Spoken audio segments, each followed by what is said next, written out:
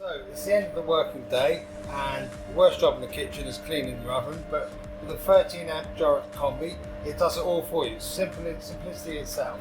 All we do is select the cleaning mode at the bottom, select wash. We've got a choice of washes, which is different durations of time depending on how soiled the oven is. We'll go for a soft wash, and all we do is press start. It will prompt us to clean the door sills, because we all know that door sills need cleaning.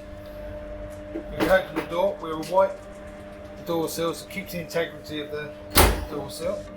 It will also ask us to check that we've got our detergent detached, and when we replace the detergent, it will pump extra detergent in the pipe to prime the detergent pump. All we do is say OK, and it's off and running. Simple as that. It will wash itself, dry itself, and turn itself off. As you can hear, the bleeper's gone off to say it's completed its wash. So all you need to do now is wipe the door sills and wipe the drip tray, and you're ready to